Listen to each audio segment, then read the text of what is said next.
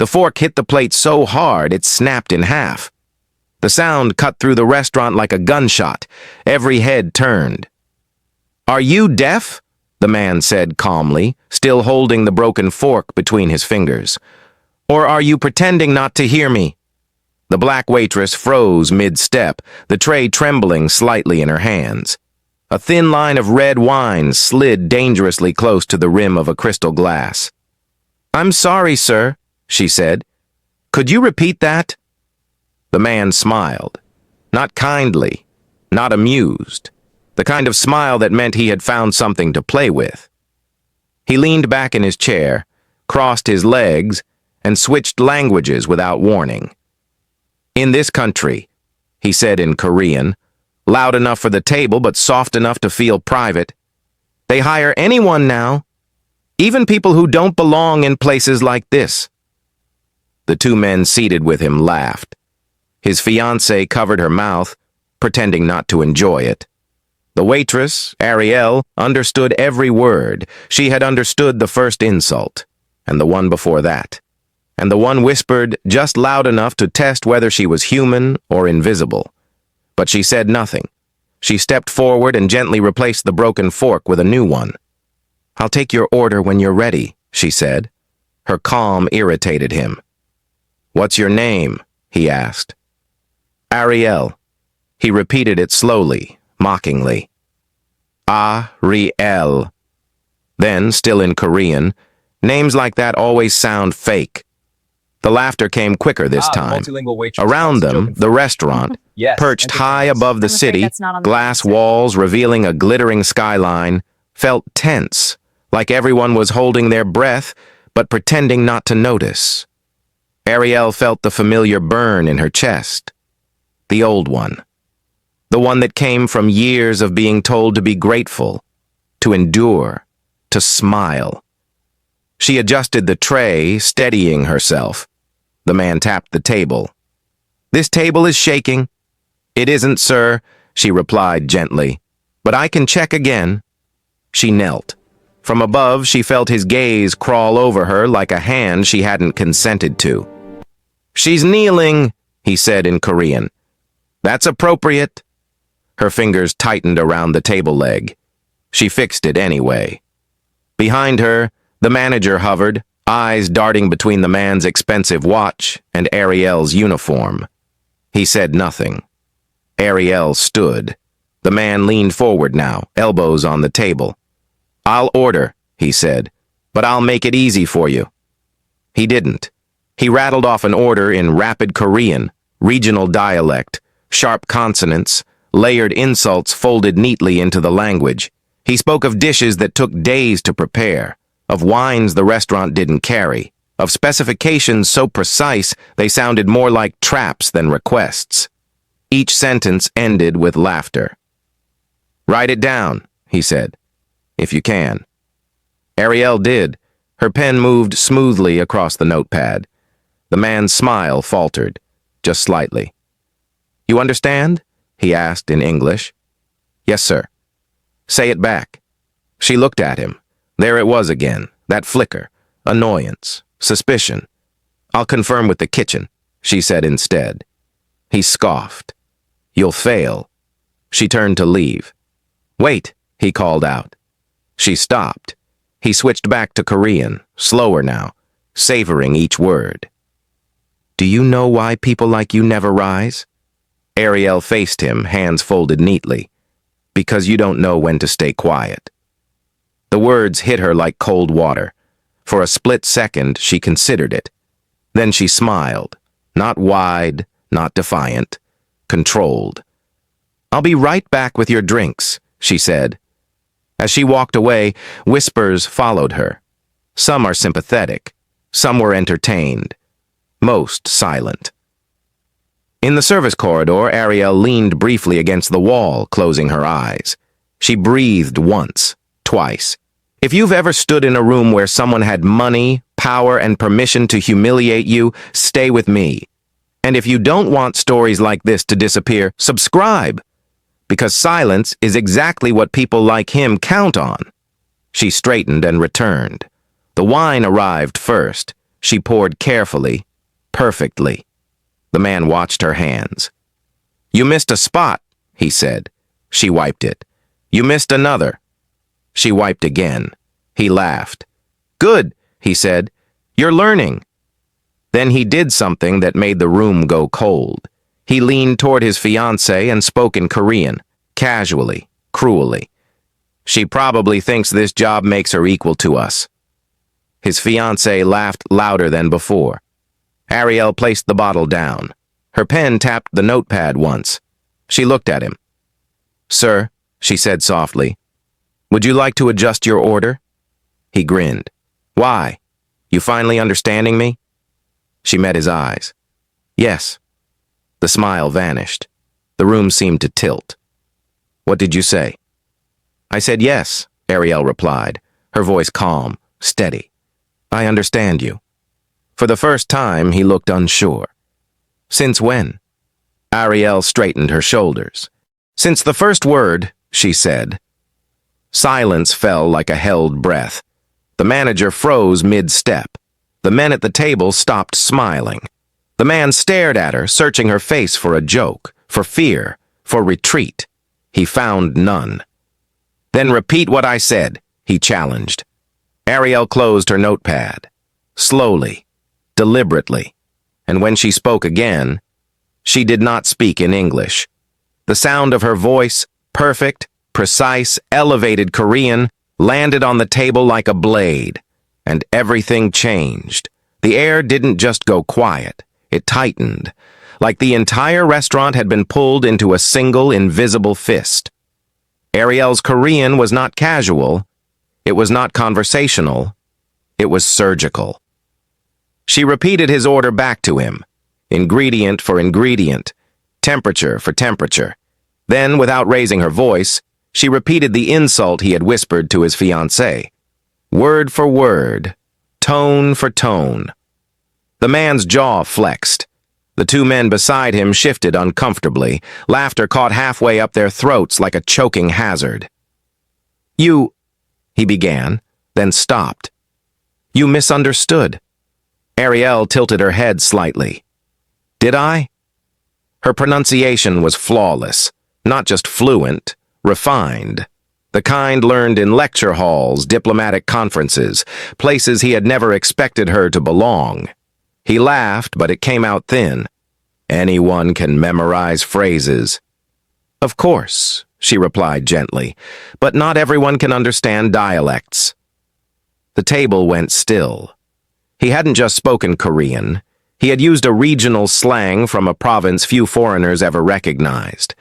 His fiancée looked at him now, not amused, not impressed, curious. The man straightened. His smile returned, wider this time, but his fingers drummed against the table in a restless rhythm.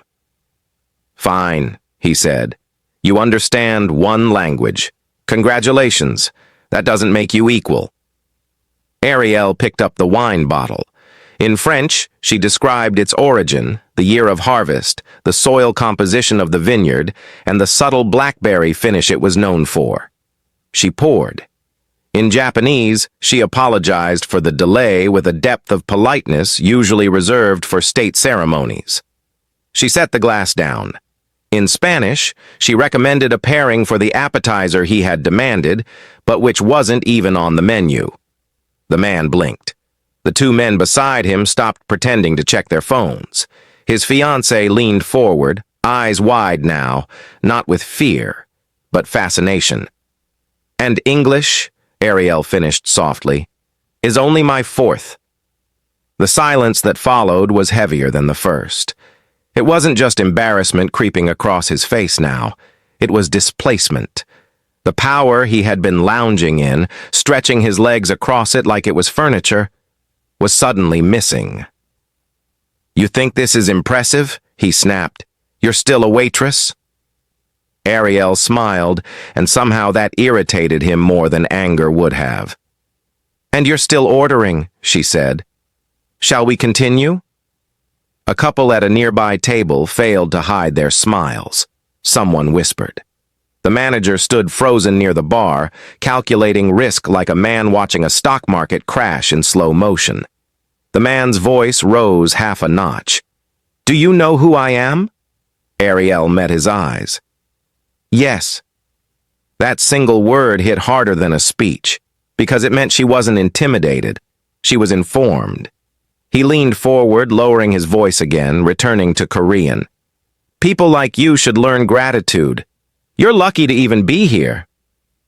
Ariel answered in Mandarin this time, her tone calm, her cadence smooth as silk. She translated his sentence, not just the words, but the implication, then added a proverb about empty barrels making the loudest noise. A soft ripple of laughter moved through the room. His fiancée bit her lip, trying and failing not to smile. His ears reddened. "Stop showing off," he hissed. "I'm serving," Ariel replied. He slammed his hand on the table. Glasses rattled. Conversations died again. "You're trying to embarrass me." Ariel paused, then spoke in German, clear, precise, about the difference between embarrassment and exposure. The two men beside him exchanged looks. One of them shifted his chair back slightly, like distance might protect him from the fallout. The manager finally took a step forward, then stopped when he saw the diners watching. Phones were subtly angled now, screens lit. The man noticed. And that was when irritation turned into something uglier, panic disguised as aggression. He stood. Chairs scraped. The sound echoed. "You think speaking a few languages makes you superior?" he said loudly. "You're still beneath me." Ariel didn't step back. She didn't raise her voice. She answered in Arabic, her pronunciation fluid, quoting a line about dignity being the one possession no one can purchase. A woman at a nearby table whispered, "Wow." The man's fiancée looked at Ariel now with something close to admiration, and that was the final insult. He pointed a finger at her. "You're done. I'll have you fired before the dessert menu prints." The manager inhaled sharply. Ariel folded her hands in front of her apron. "If that is your decision," she said in English, "I hope it brings you peace." Peace. The word struck him like mockery. He opened his mouth again, but nothing came out. Because every eye in the room was on him now, not with fear, not with respect, but evaluation. And he felt it. The shift. If you've ever watched someone with money try to crush someone with dignity, and realized money suddenly looked small, stay with this story. And if you know what it feels like to be underestimated until the moment you speak, subscribe. Because voices like yours deserve to be heard louder than people like him. The man reached for his glass, but his hand hesitated. It trembled, just enough. Ariel noticed. So did everyone else. "You're not special," he muttered, sitting back down. "You're just lucky." She inclined her head slightly. "Luck is a preparation meeting opportunity." He stared at her like he wanted to tear the sentence apart. Then his phone buzzed. He glanced at the screen, and whatever he read drained the color from his face. For the first time that night, Ariel saw genuine fear flicker in his eyes. Not anger, not annoyance, fear. He looked around quickly, as if the walls themselves had started listening. And across the restaurant, near the glass windows overlooking the city, an older man slowly stood up and began walking toward their table. The older man's shoes made no sound on the marble floor, yet every step pulled attention like a magnet. The arrogant guest noticed him before anyone else did. His spine stiffened. The color he had lost seconds earlier didn't return. Ariel followed his gaze. The stranger wasn't dressed loudly. No flashy watch, no bodyguards pushing space around him. Just a dark suit, silver hair, and the kind of composure that didn't ask permission to exist. The arrogant man looked away first. Then his phone buzzed again. This time, the message stayed on the screen long enough for Ariel to see the name reflected faintly in his glass. Jin Woo. Not Mr., not boss, just the name. But the way his fingers tightened around the phone revealed everything titles usually tried to hide. He turned the screen down quickly. Too late. Ariel didn't react. She simply adjusted the wine bottle and stepped back with professional calm, but inside, the puzzle pieces were clicking into place. The dialect, the entitlement, the way the manager had frozen earlier like a man watching a storm roll in with his own name written on the clouds. The older man stopped a few tables away, greeting another guest quietly.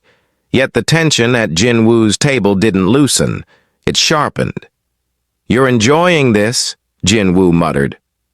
"I'm working," Ariel replied. He leaned closer. "Don't pretend innocence. You're trying to make me look small." Her expression didn't change. "People reveal their own size, sir." His fiancée shifted in her seat, glancing between them like someone watching a match she hadn't expected to become personal. The two men beside him avoided eye contact altogether now, suddenly fascinated by the patterns in the tablecloth. Jin Woo switched back to Korean, faster, sharper. "You think a few languages give you status? You're still serving plates."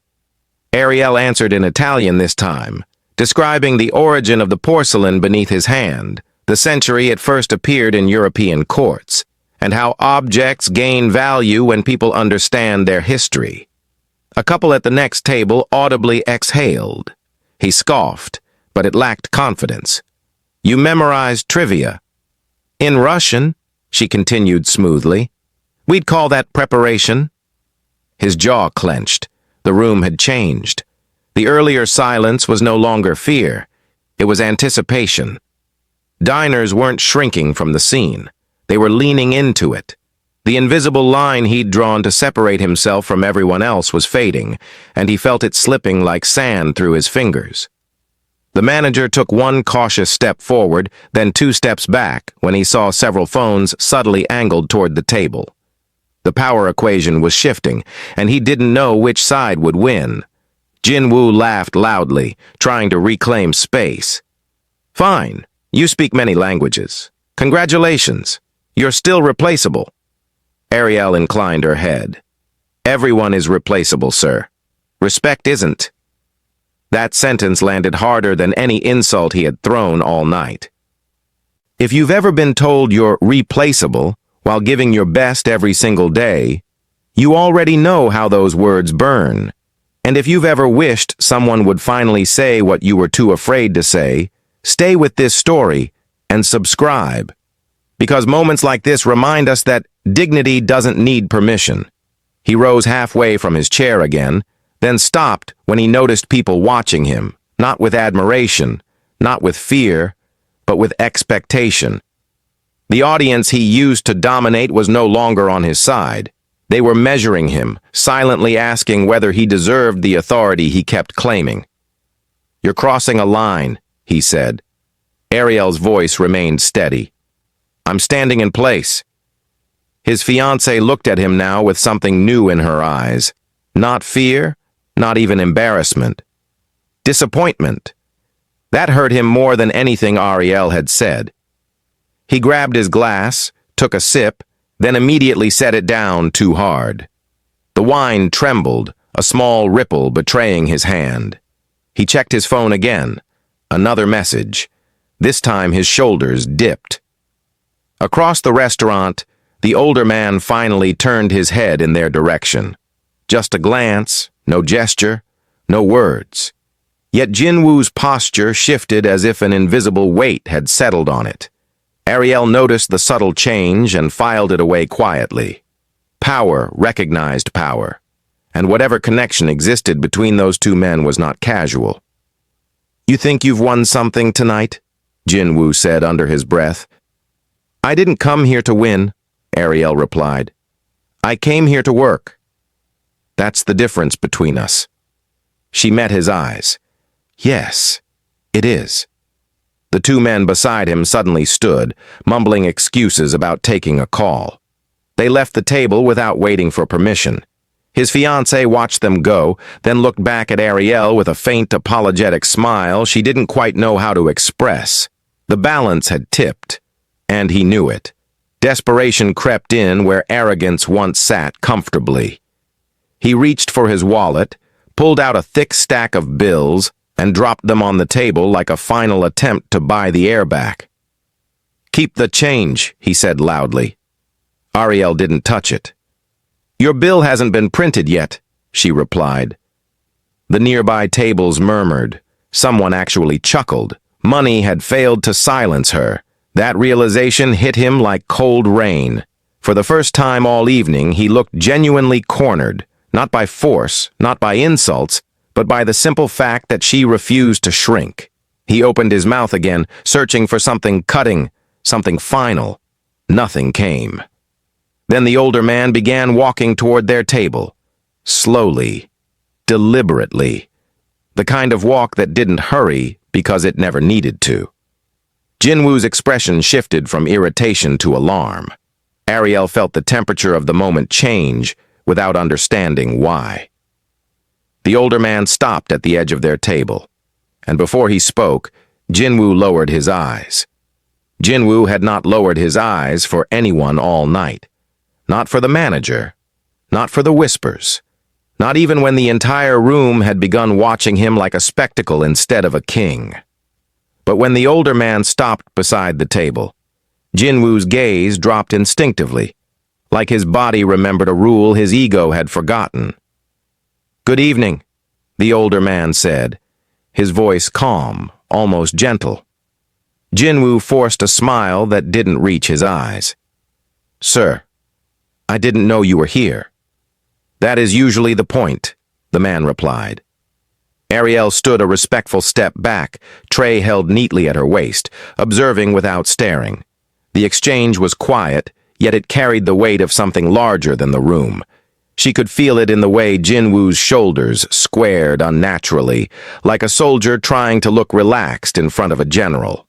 The fiancé straightened in her chair, suddenly polite. The remaining glass on the table trembled slightly as Jinwoo's fingers brushed it. "I hope everything is satisfactory," the older man continued, his eyes flicking briefly toward Ariel, then back to Jinwoo. "Of course," Jinwoo answered quickly. "Just a minor misunderstanding." Ariel didn't move. The older man's gaze returned to her, this time longer, not intrusive, assessing, the way one might study a chess piece that had unexpectedly changed the board. "And you are?" he asked. "Ariel, sir." Her tone held neither fear nor eagerness, just clarity. He nodded once, then looked back at Jinwoo. "You seem unsettled." "I'm not," Jinwoo said too fast. The older man smiled faintly, the kind of smile that carried history. "Then you won't mind if I join you for a moment." It wasn't a question. Jinwoo gestured stiffly toward an empty chair. The room leaned closer without physically moving. Even the cutlery seemed quieter. The older man sat. Ariel could feel the shift again. The invisible hierarchy Jinwoo had been standing on was no longer stable. It was borrowed, and its owner had just arrived. "What were you discussing?" the older man asked. Jinwoo hesitated. "Service standards." The older man's eyes drifted to Ariel's notepad, then to the untouched bills on the table. His brow lifted slightly, the smallest crack in his composure. "Service," he repeated. Ariel spoke carefully. "I was confirming an order, sir." "In how many languages?" the older man asked. "7," Jinwoo muttered before she could answer. The older man turned fully toward her now, interest sharpening. "7?" "Yes, sir." A pause followed. Not awkward, weighted, like a door opening somewhere unseen. Jinwoo shifted in his seat. "It's unnecessary." "Competence rarely is," the older man replied. A nearby diner coughed to hide a laugh. Jinwoo's ears reddened again. The fiancé looked between them, realization dawning that the evening had slipped far beyond her fiancé's control. The two men who had abandoned the table earlier were now standing near the bar, pretending to read the wine list while watching every second. The older man folded his hands. Young people often mistake volume for authority. Jinwoo forced a chuckle. "I wasn't being loud." "No," the older man said softly. You were being heard. The sentence hung in the air like a verdict. If you've ever watched someone use money, status, or connections to talk down to people who are simply doing their jobs, you know how it feels when silence finally answers them. And if you've ever swallowed your pride just to keep your paycheck, stay with this story and subscribe. Because moments like this remind us that dignity doesn't need permission to stand tall. Jin-woo exhaled sharply. I think this is being exaggerated. Ariel kept her gaze level. I don't exaggerate orders, sir. The older man's lips curved slightly. Approval, subtle but unmistakable. Jin-woo noticed. That was the real blow. Not the languages, not the whispers, but the approval he hadn't earned shifting towards someone he had dismissed. He reached for his phone again, scrolling rapidly, searching for reassurance in glowing pixels. Instead, his expression tightened. Another message, another unseen pressure. The confidence he'd been wearing like armor now looked like borrowed clothing that didn't fit anymore. The older man rose slowly. Chairs creaked around the restaurant as people adjusted, pretending they hadn't been watching. He looked at Ariel once more. Continue your work, he said. You do it well. 2 simple sentences. No applause, no drama. Yet Jin-woo flinched as if struck. Ariel inclined her head. Thank you, sir. The older man walked away, his presence receding but not disappearing.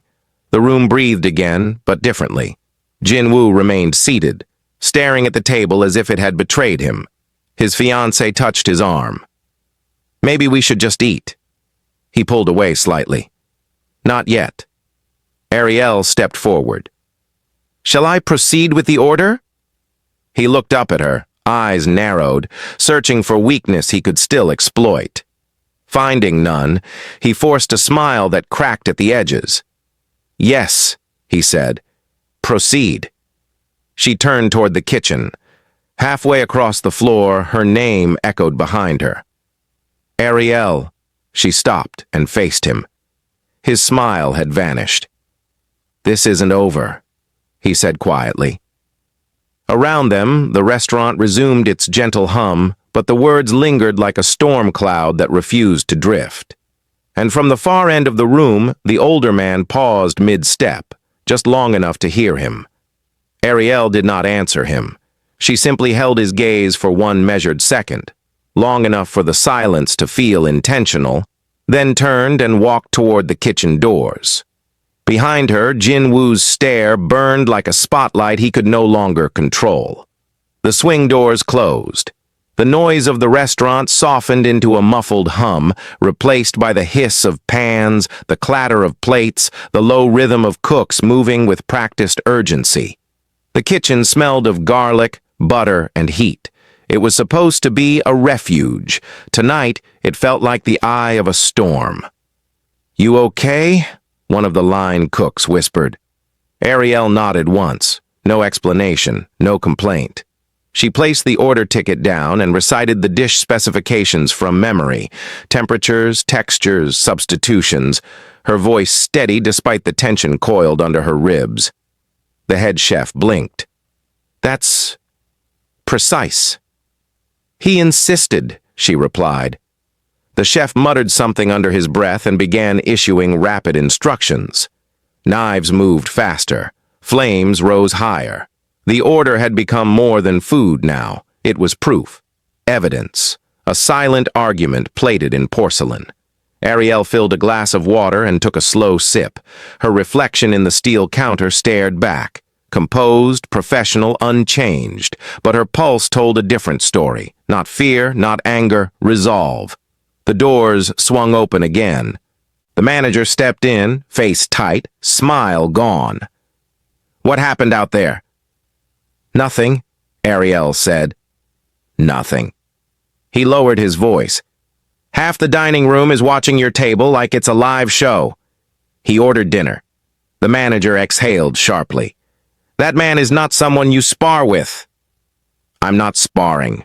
He hesitated. He's connected. So is everyone. The manager rubbed his temple, torn between protecting the restaurant's reputation and protecting himself. Just be careful. Ariel picked up the tray as the first course was plated. Perfect symmetry, perfect timing. She walked back toward the doors, the weight of porcelain balanced effortlessly in her hands. The dining room brightened again as she emerged. Conversations dipped. Eyes followed. Jin-woo sat exactly as she had left him, but the energy at his table had changed.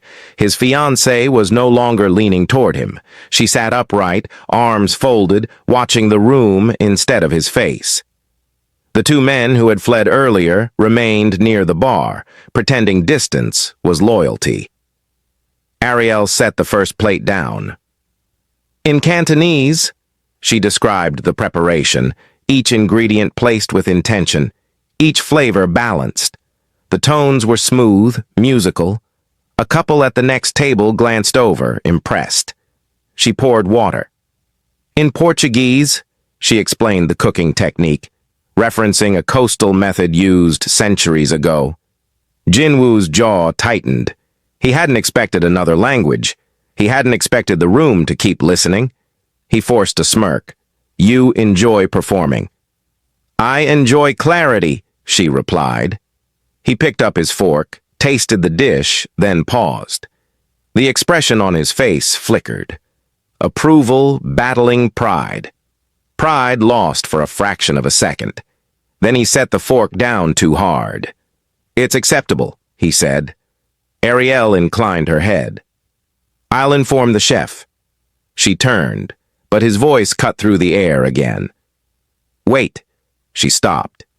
You think speaking all these languages makes you untouchable? He asked, loud enough for nearby tables to hear. You're still one complaint away from losing this job. The words were meant to shrink her. They echoed instead. Ariel faced him, calm as ever. Then I'll make sure there's nothing to complain about. A few diners exchanged glances. The villain had shown his hand, not power, but threat. The difference was visible now. If you've ever had someone dangle your livelihood over your head just because they could, you know that feeling. The tightness in your chest, the urge to stay silent so you can keep your bills paid.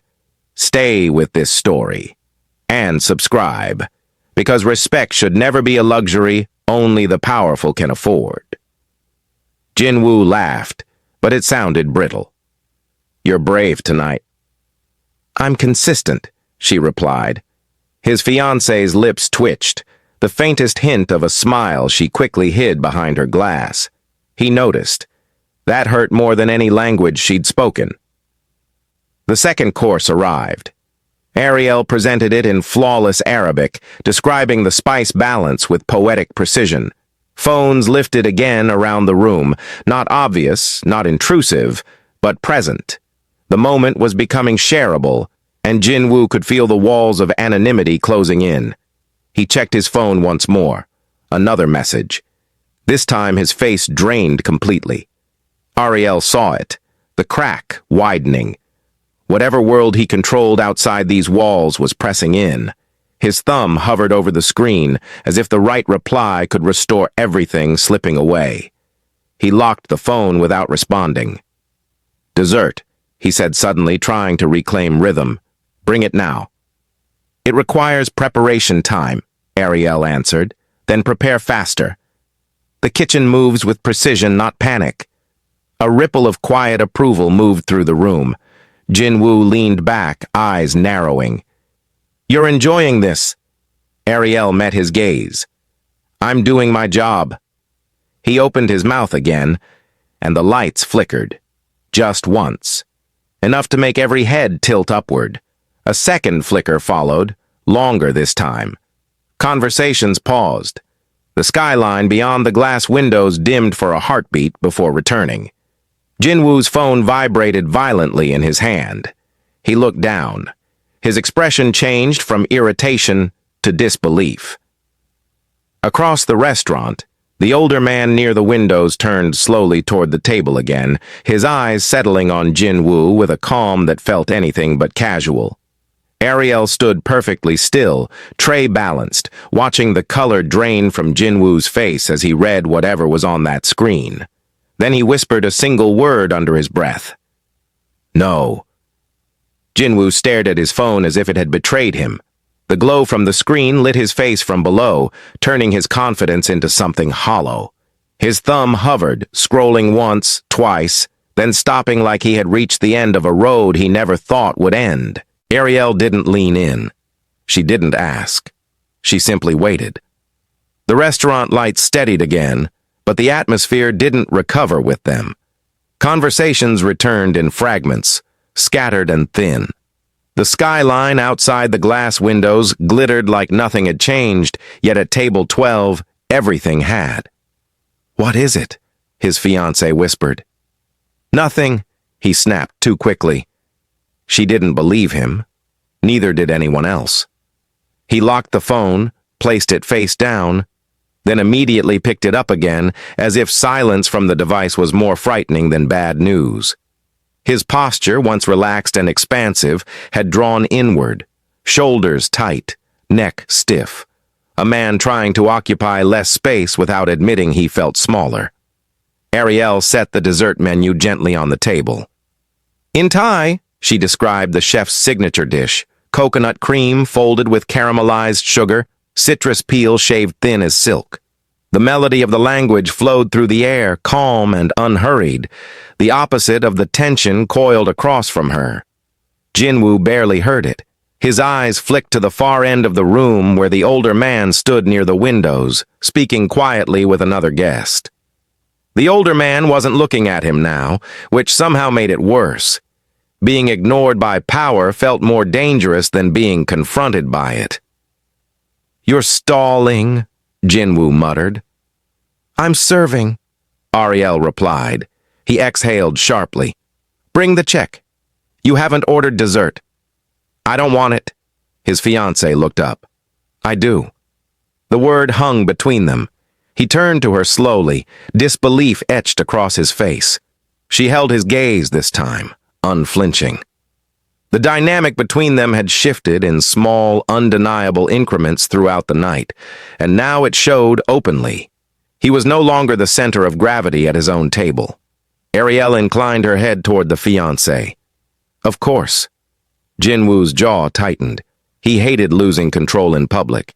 Hated it more when the loss was quiet, undeniable, witnessed by strangers who would never say his name, but would always remember his expression. His phone vibrated again. He read the message and this time didn't try to hide the reaction. A sharp inhale, a blink that lasted too long. The muscles along his neck flexed like wires pulled too tight. Across the restaurant, two men in dark suits entered through the elevator doors. They didn't scan the room like security. They scanned it like auditors, methodical, detached, looking for confirmation rather than permission. Jinwoo saw them, his fingers curled around the edge of the table. Ariel noticed the shift instantly. The villain who had once lounged now sat upright, alert, calculating exits he hadn't needed minutes ago. The performance of dominance had ended. Reality had arrived without applause. If you've ever watched someone who used power like a weapon suddenly realize it can't protect them forever, you know the feeling, the quiet satisfaction, the release in your chest. And if you've ever been talked down to by someone who thought they were untouchable, stay with this story. And subscribe. Because moments like this remind us that arrogance always has an expiration date. The dessert arrived. Ariel presented it in flawless Hindi, describing the delicate layering of flavors, the patience it required. The fiancé smiled, genuine this time, thanking her softly.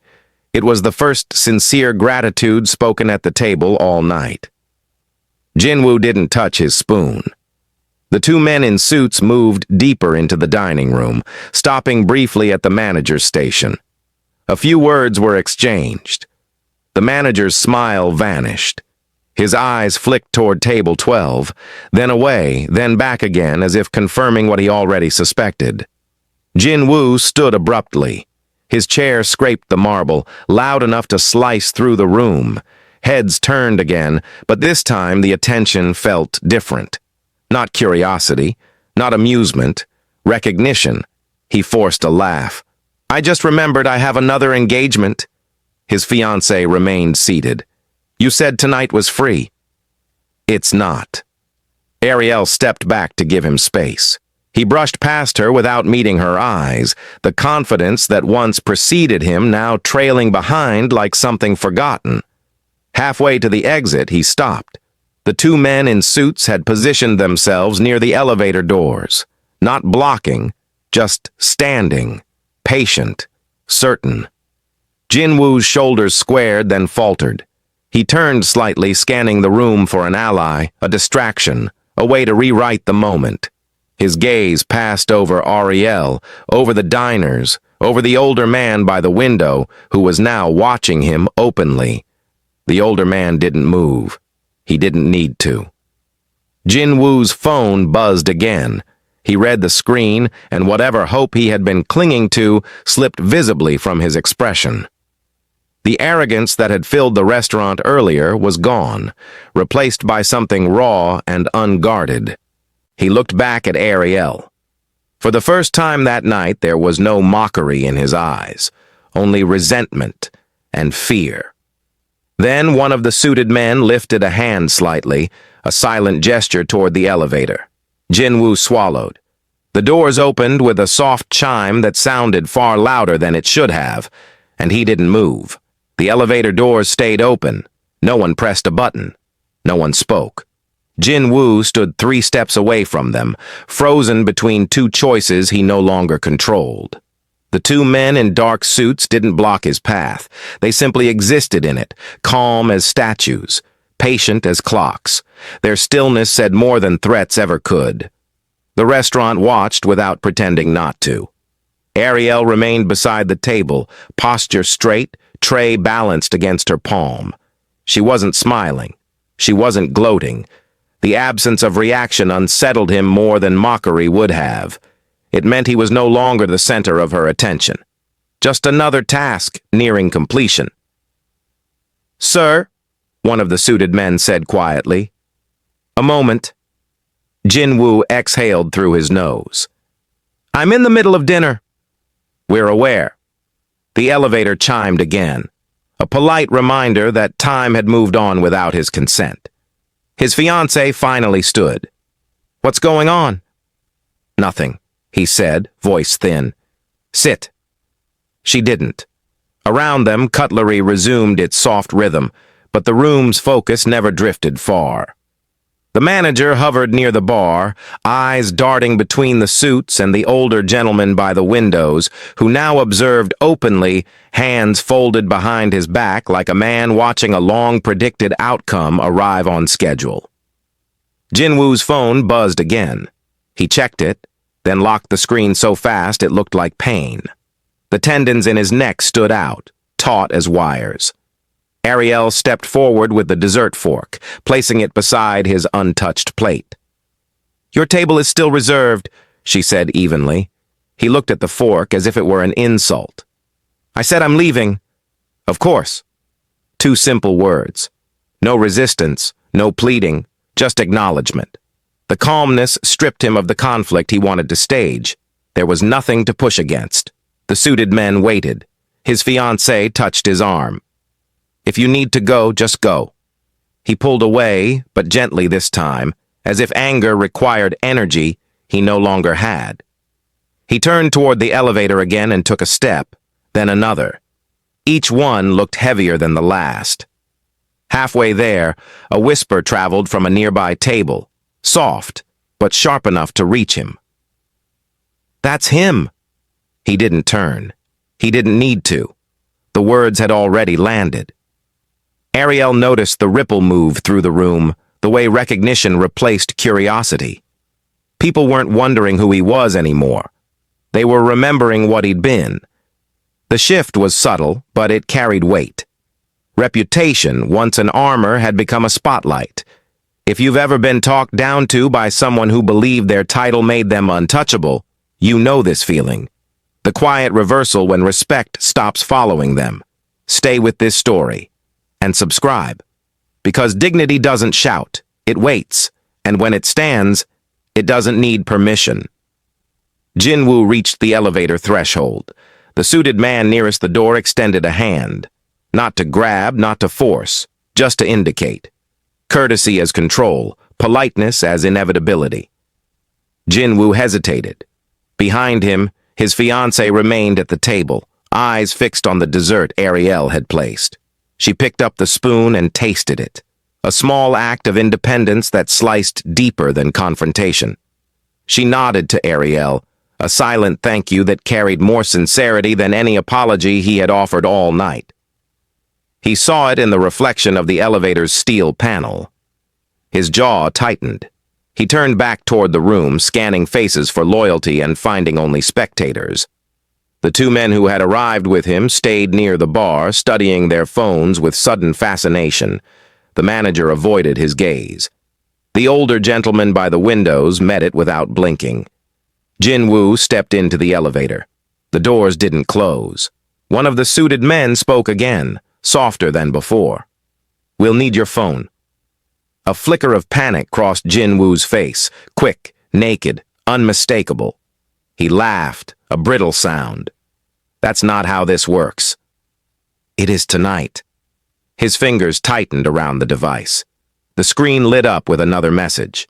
He read it, and the last fragment of defiance drained from his expression. Whatever world he had been texting for rescue had answered with distance. He handed the phone over. The suited man slipped it into his jacket without ceremony. Across the room, Ariel watched the exchange with the same composure she'd held all evening. She wasn't victorious. She wasn't relieved. She was present, grounded in the simple truth that she had done her job while he had tried to make himself the job. The elevator chimed again. Still, the doors didn't close. Jinwoo looked out at the dining room one final time. His gaze passed over Ariel and stopped. There was no apology there, no gratitude, only the bitterness of someone realizing the room would continue perfectly well without him. He opened his mouth as if to say something cutting, something that would reassert gravity. Nothing came. The suited man pressed a button inside the panel. The doors began to slide together, slowly, almost politely, framing Jinwoo's face in narrowing metal. At the last second, the older gentleman by the windows lifted his hand slightly. The doors stopped, reopened. Jinwoo's eyes widened. The older man took a single step forward, not toward the elevator, but toward Ariel. He spoke just loud enough for the nearest tables to hear. "Languages," he said, "are not tools. They are bridges. You built one tonight." Ariel inclined her head. "Thank you, sir." Jinwoo watched the exchange like a man seeing a door close somewhere he didn't know existed. The suited men remained still. The elevator waited. The older man turned his gaze to Jinwoo at last. No anger, no lecture, just recognition, complete and final. He lowered his hand. The elevator doors slid shut. The elevator didn't go down. The digital screen above the door blinked. 1, 2, 3, then stopped. Jinwoo frowned. The suited men said nothing. The silence inside that metal box was heavier than the restaurant had ever been. He tapped his foot, then pressed the lobby button again. No response. The light around it stayed dead. "Is this some kind of joke?" he muttered. No one answered. The elevator jerked, just slightly, then began moving upward instead. His head snapped up. "I said lobby." One of the men finally looked at him. "We know what you said." The numbers climbed. 10, 14, 18. There was no 18th floor in that building. His reflection in the mirrored wall looked different now, smaller, like the space had shrunk him. He adjusted his collar, but the gesture felt pointless. Power depended on witnesses, and here there were none. The elevator stopped with a soft ding. The doors opened to darkness. Not pitch black, controlled darkness. A wide hallway with dim floor lights leading forward like a runway. No decorations, no sound, just quiet that felt intentional. Jin-woo stepped out slowly. The men didn't push him. They didn't need to. The hallway itself pulled him forward. His shoes echoed with every step, announcing him to a place that already knew he was coming. At the end of the corridor, a single door stood open. Inside, a room with floor-to-ceiling windows overlooked the entire city. The skyline glittered like scattered diamonds, but the room itself was almost empty. One long table, 3 chairs, and a screen mounted on the wall. He recognized the view. He'd only seen it once before, years ago, when he wasn't important enough to be invited inside. Only important enough to wait outside. His throat tightened. The screen flickered on. Footage from the restaurant filled the wall, clear, crisp, every angle. His laughter, his gestures, the moment he leaned toward Ariel, the way he expected obedience, the way he assumed silence. He looked away instinctively. "You don't need to watch," one of the men said. "You lived it." Jin-woo clenched his jaw. "What do you want?" "Nothing." "Then why am I here?" The other man answered this time. "So you understand where you stand." He scoffed, but the sound lacked conviction. "You dragged me upstairs for a lecture?" "No," the first man replied calmly. "For perspective." The footage continued playing, but now the audio shifted. It wasn't his voice anymore, it was the whispers from the restaurant, the patrons, the staff, his own companions. "He always does this. Does he think money is personality? I used to respect him." "Used to." Jin-woo's shoulders stiffened. Hearing strangers insult you is one thing. Hearing allies withdraw is another. Respect doesn't usually leave with noise, it leaves with agreement. If you've ever been in a room where someone tried to belittle you because they thought you needed them, you know this moment. The instant you realize you don't. That's why stories like this matter. Subscribe and stay. Because the only way arrogance survives is when people feel too small to challenge it. The screen went black. The city lights reflected across the windows again, but now they looked colder, distant. Jin-woo stepped closer to the glass, as if height could restore what reputation had lost. Behind him, a chair slid softly against the floor. Someone else had entered the room. He turned. The older gentleman from the restaurant stood near the table, hands folded, posture relaxed. Not intimidating, just certain. The kind of certainty that doesn't need volume. "You're confused," the man said gently. Jin-woo forced a smile. "You went through a lot of trouble for theatrics." "No," the gentleman replied. "We went through a lot of trouble because you confuse influence with permission." Jin-woo laughed, but it came out thinner than before. "You're making this bigger than it is." The man walked to the window, standing beside him, looking out over the city. "This city hears everything. It forgets nothing." Silence stretched. Then the gentleman added almost casually, "Do you know why the elevator came up instead of going down?" Jin-woo didn't answer. "Because tonight," the man said, "you're not leaving smaller places.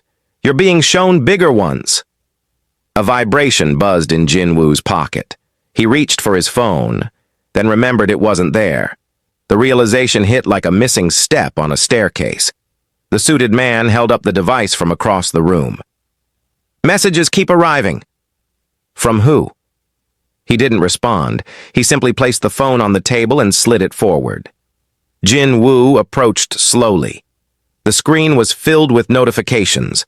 Partners distancing themselves, meetings postponed, invitations withdrawn. No accusations, no threats, just absence. Influence wasn't being attacked, it was being erased. His breathing changed. The older gentleman watched him, not unkindly. "You believed humiliation was harmless." Jin-woo swallowed. It was a joke. "Jokes are mirrors," the man replied. They reveal what you think is safe to say. The lights in the room dimmed slightly. The screen flickered on again, but this time it wasn't the restaurant. It was live footage from downstairs. Ariel stood at the hostess podium, speaking calmly with guests, smiling, professional, untouched by the storm he had expected her to drown in. She wasn't thinking about him at all. That realization unsettled him more than consequences ever could. The gentleman turned to leave. "This room isn't for punishment," he said quietly. "It's for clarity." Jinwoo looked up.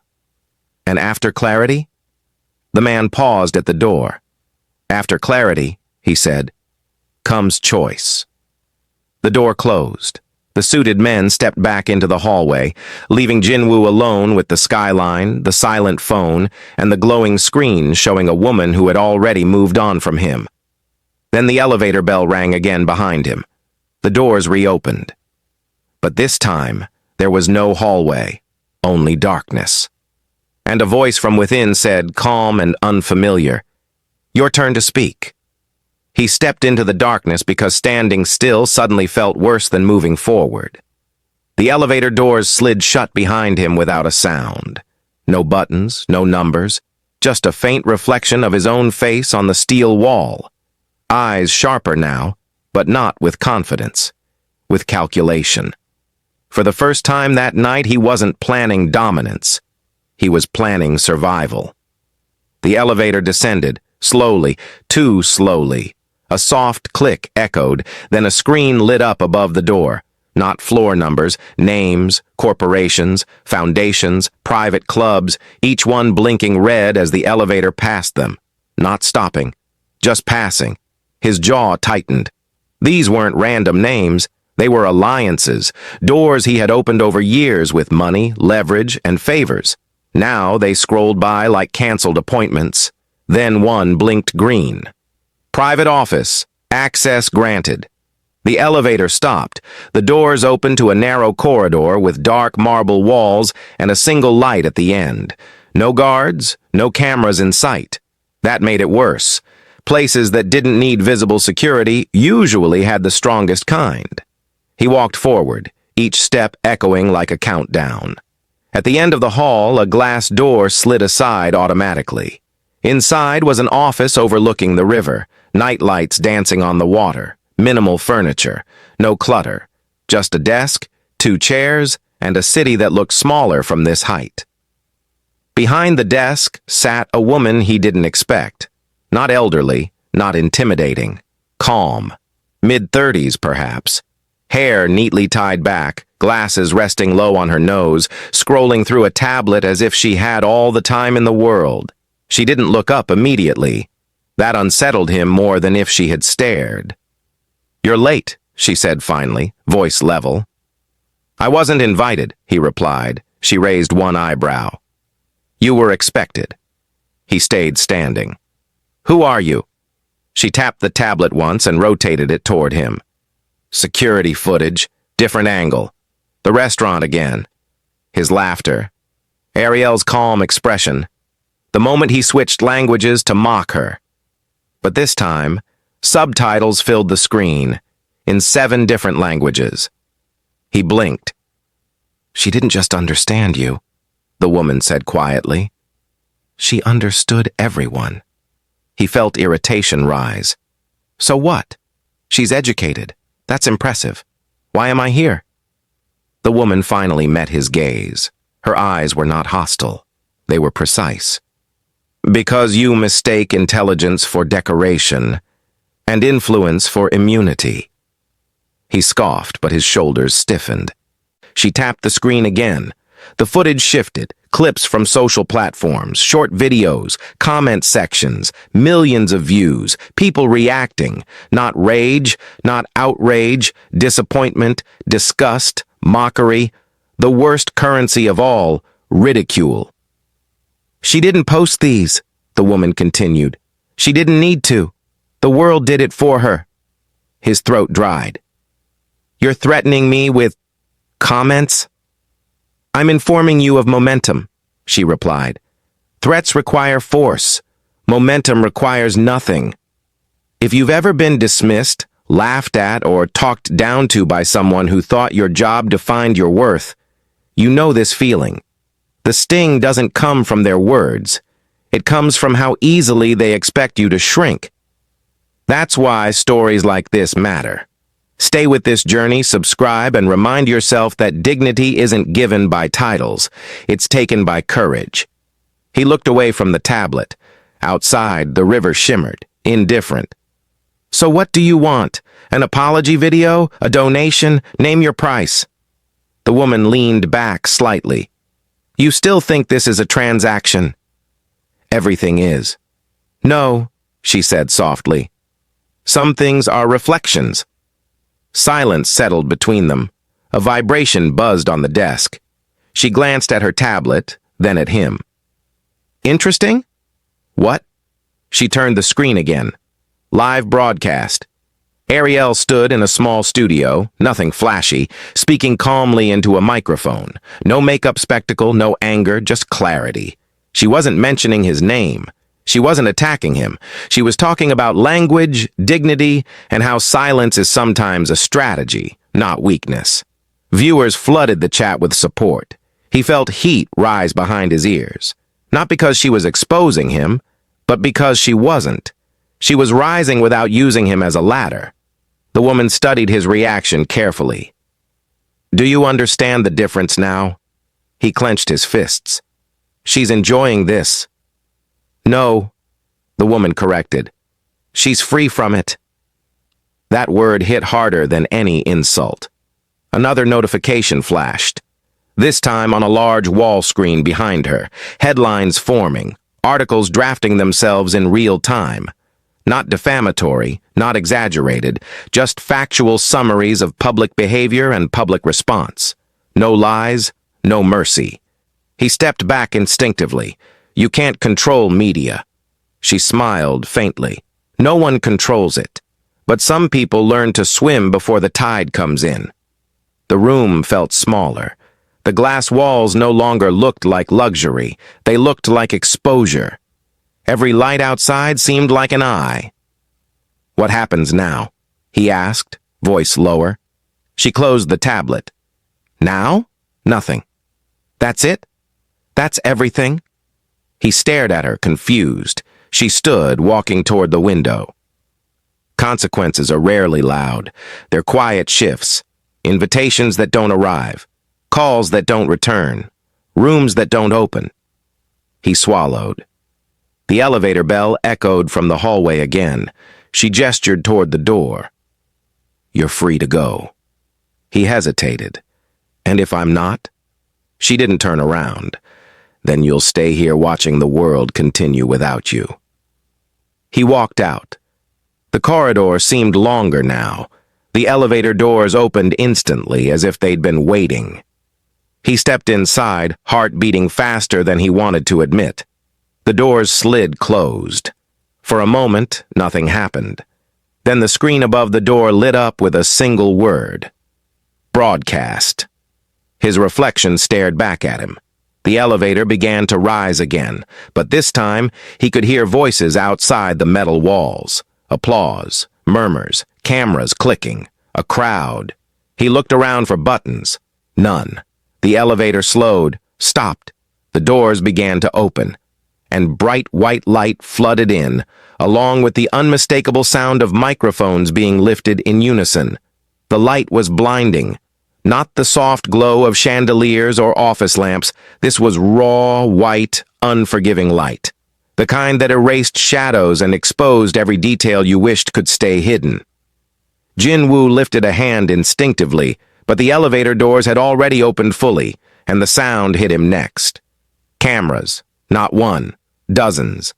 The rapid clicking of shutters layered over murmurs, whispers, and the low hum of a crowd that wasn't cheering and wasn't booing, just watching.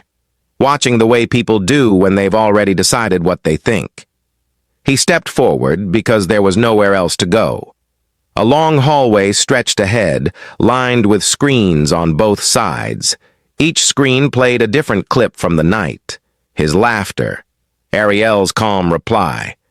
The silence that followed, the moment his confidence cracked, none of it was edited to be cruel. That was the cruelty. It didn't need editing. He walked slower. The murmurs grew louder. At the end of the corridor stood a stage. No decorations, just a podium and a single chair off to the side. The chair was empty. The podium wasn't meant for him. He felt that immediately. It wasn't a place of defense. It was a place of acknowledgement. A host stepped forward, microphone in hand, voice smooth and neutral. "Tonight isn't about scandal," the host said. "It's about reflection." Reflection. The word echoed through the hall like a verdict.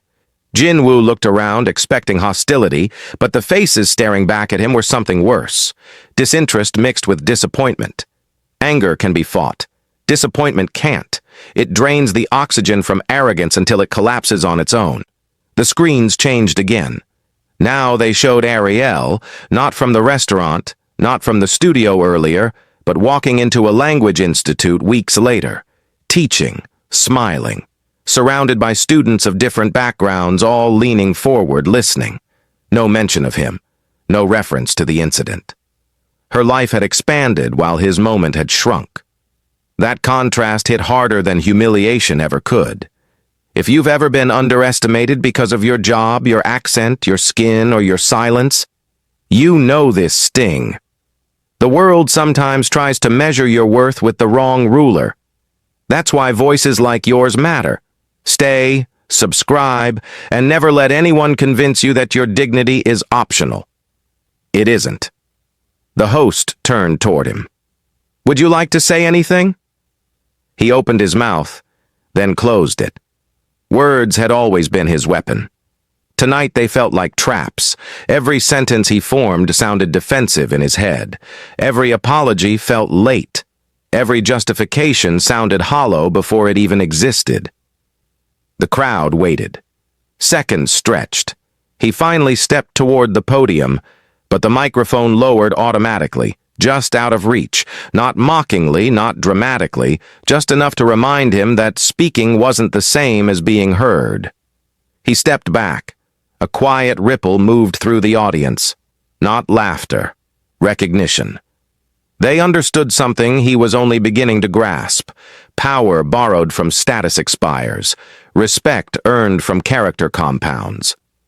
The lights dimmed slightly, and the final screen illuminated. A simple message appeared.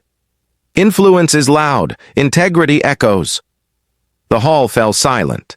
Jin-woo looked around once more. No enemies, no allies, just witnesses. And witnesses don't need to shout to change outcomes. They only need to remember. He turned and walked off the stage. No one stopped him. No one chased him. The cameras didn't even follow. The attention that had once inflated him now released him without ceremony, like air leaving a punctured balloon. Outside, the night air felt colder than it had hours ago. The city still glittered, traffic still moved, people still laughed on sidewalks. Nothing had paused for him. The world hadn't ended. It had simply continued, without his importance attached to it. Across the street, a digital billboard flickered. For a brief second, Ariel's Institute advertisement appeared. Languages offered, enrollment open, a calm smile inviting people to learn, to grow, to connect. Then the ad shifted to something else, ordinary, seamless. He stood there longer than he expected. Because the realization wasn't that he had lost something, it was that she had never needed him to win anything. Some stories don't end with punishment. They end with perspective. And perspective is heavier because it follows you quietly, long after the noise fades.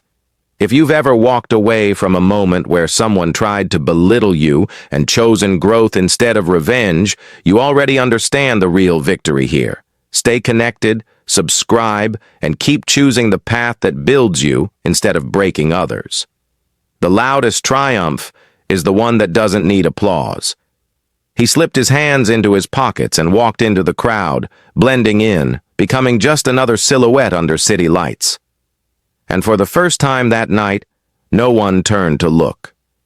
The screen fades not with his downfall, but with her horizon expanding. New students, new rooms, new languages spoken without fear. The message lingers like a quiet promise. Dignity doesn't shout. It stands.